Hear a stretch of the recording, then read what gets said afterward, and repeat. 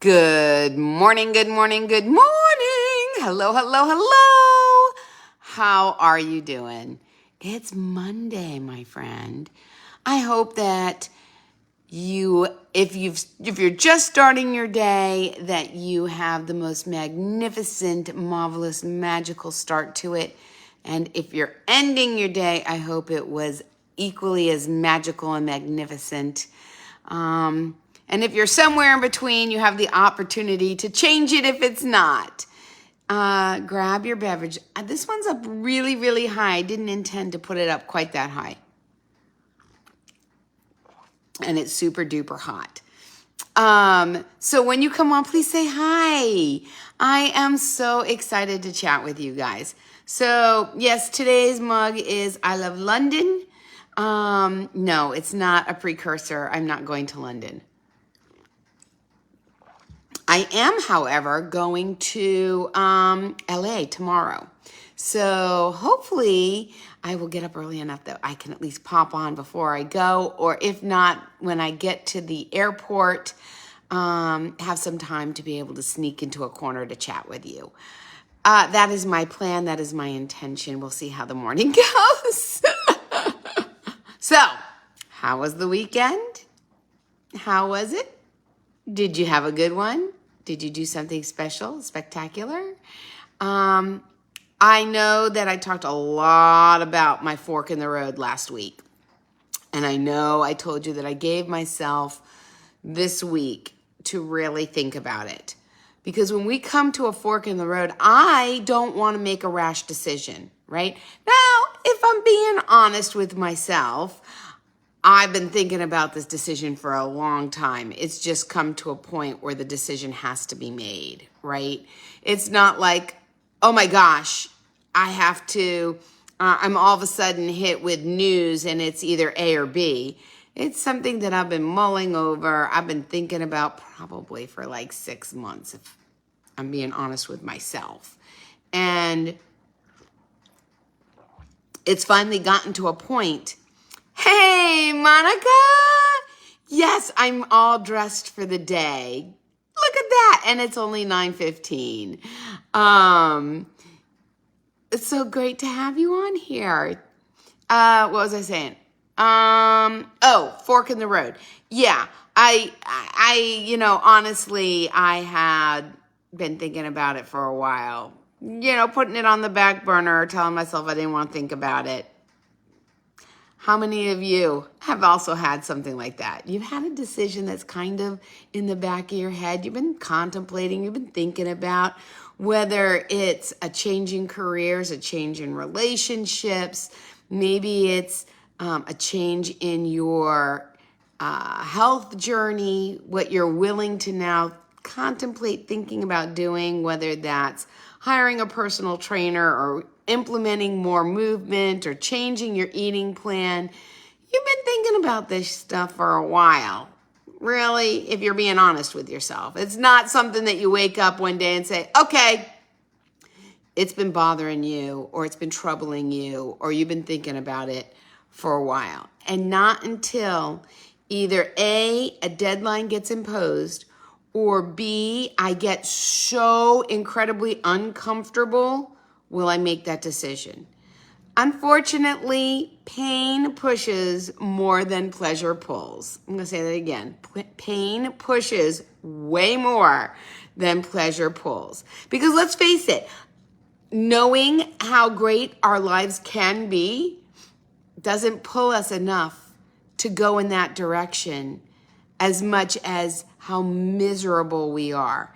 Because in order to go to that place of pleasure, it's going to take effort. It's going to take a change. And if you're anything like me, you don't like so much change. You like things to be kind of status quo. You just wish they would be better and status quo, right? And so it's not a rash decision. I gave myself a lot of time to think about it. I came on a bunch of times and chatted with you about it, and I finally made it. And yes, I have decided, pull, love it, yes. And yes, I finally made the decision to cancel the Women's Empowerment Experience. So How did I feel? Good. I actually felt relieved. I think that's when we make the decision, no matter how difficult, we know it's a good one for us for now when it feels good, right? Where you're not worried, stressed, sad, regret, like you're not living in those kind of emotions. I'm actually, it's interesting. I told my daughters that I was not going to do the Women's Empowerment Experience this year. My one daughter reacted in a way I did not anticipate. She got so excited. She's like, oh, think about all the hobbies you get to try now. Think about all the things you get to explore. We can look at outdoor activities. We can look at crafty things to do. We can look at oh my goodness, you could bake, yummy, healthy treats and practice doing that. And, all of the excitement was there. And she was so cute and so incredibly supportive. She goes, you could start gardening like I am, and we could garden together. Well, not together because she's 3 hours away, but, garden. And I was like, oh my gosh, I did not anticipate that level of excitement. I thought, well, like, what did I expect? I don't know. I thought she would just say, oh, I'm happy for you, Mom, and change the subject. But she got super excited. And when I told my other daughter, and I said, well, now I'll have more time to spend with you. And she goes, I always am happy to spend time with you, Mom, but you've always made time for me. And that almost brings me to tears. Because the last thing that I would want my kids to think is that I'm too busy for them, right? Yes, sometimes we have other priorities. Sometimes we have other things that responsibilities. But I never, ever wanted my kids to think that they weren't a priority, that I would not make time for them, that I had no time for them. And it was such a relief to hear her voluntarily say that without me even asking. And so it was just more confirmation that I had made the right choice, right? The right choice for me for now. Now, someone pointed out, that doesn't mean you can't revisit this. And I was like, that's true too. That's something that I talk a lot about, actually, that no decision is permanent unless you're dead. The decision to no longer be on this planet, whether that's yours or God's, is permanent. But anything else, any decision you make, you decide to do a different eating plan, you can ditch that plan. You decide to sell your house. Now, you might not be able to move back into the house that you sold, but you'll be able to go and buy another one if that one doesn't work. If you choose to end a relationship and it's a mistake, you can attempt to repair it. There's lots of relationships that end up repairing and getting back together. If you end up deciding to change careers and it doesn't work out, you can get a job back. And my daughter did that, actually. She wanted to explore other things outside of media. So she explored marketing. She explored hospitality and decided, not so much. I need to get my fanny back into media, right? Hey, you're back, Monica. And so no decision is permanent unless you want it to be. The decision to move is only permanent if you decide not to move back, right? And even then, so it's a permanent decision on where you're living for now, not forever. And for someone like me, that is a good thing to remember, right? That no decision is permanent. That as decisions come and as we make them, we can make others to change our situation if that ends up not being the direction we ultimately want to be going in. The only thing we can bank on while still alive on this planet is change. We are ever evolving. Yes. Hi, Julie. Good morning. Thanks so much for joining. We're talking about decisions and the fact that they are not permanent. And that even when I was faced with a fork in the road and I made a decision recently to go down one, that doesn't necessarily mean that there isn't another way to get back to where I was going before if I decide that that's what I want to do. And for now, I'm deciding to do this. I made that decision. And the minute I did, I don't know about you, but when I have something weighing on me and I make the decision, I just feel lighter. Do you feel lighter? Oh my good golly, I felt so much lighter. And then I wanted it to happen now. I wanted it to all be implemented now. So if you're new and you're not familiar with my fork in the road decision, it was a really hard one for me to make. I was deciding whether or not to continue down the path and do the women's empowerment experience or to decide not to do that. Yeah, which would put me into semi-retirement, which put me into a frenzy because I retired twice and twice it didn't go very well. And what my husband said to me was so profound and so right on, and that is, it didn't go well because I wasn't ready.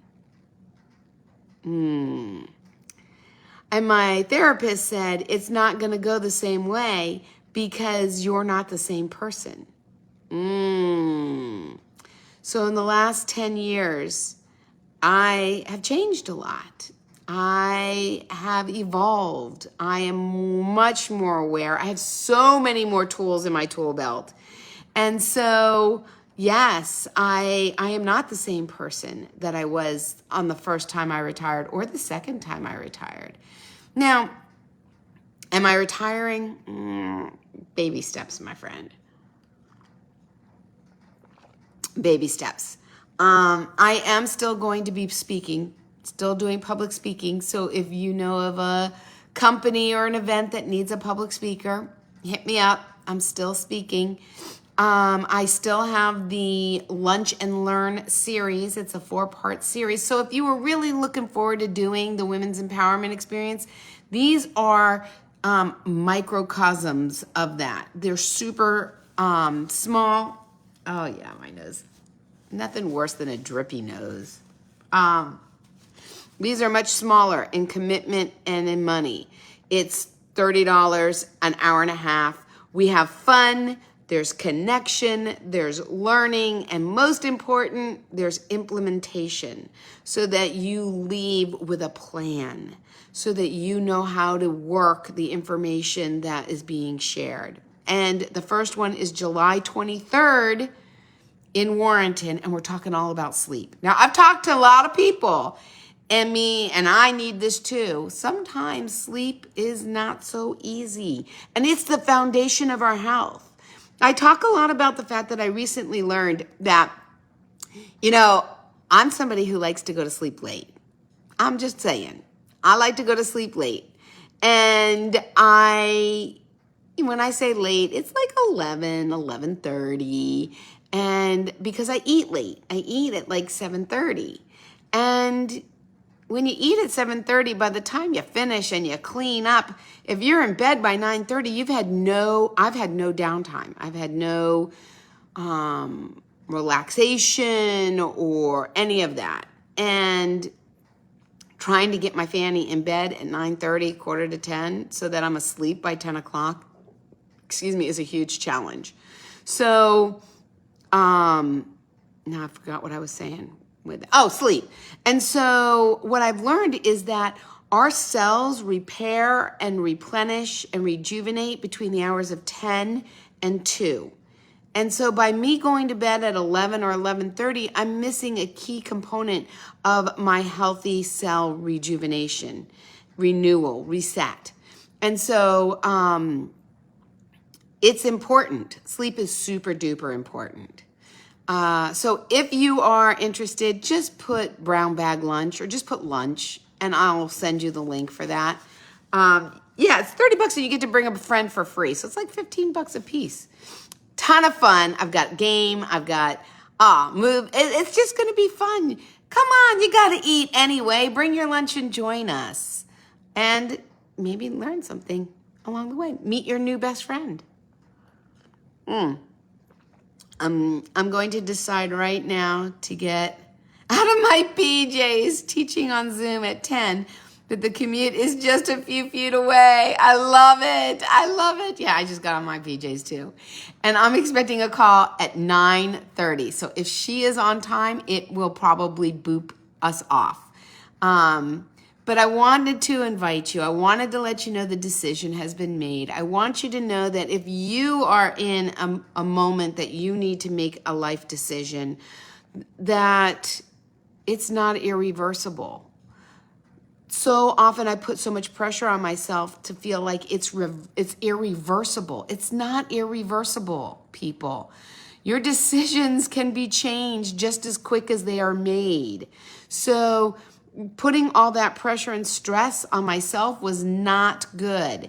And I just wanted to share that with you because maybe you're doing the same thing to yourself. And knowing that you don't need to do something that's a decision that's a permanent one. Even tattoos are now not permanent. You can get them removed. So nothing is a permanent decision, my friend, unless you want it to be. And with that, it's now 9.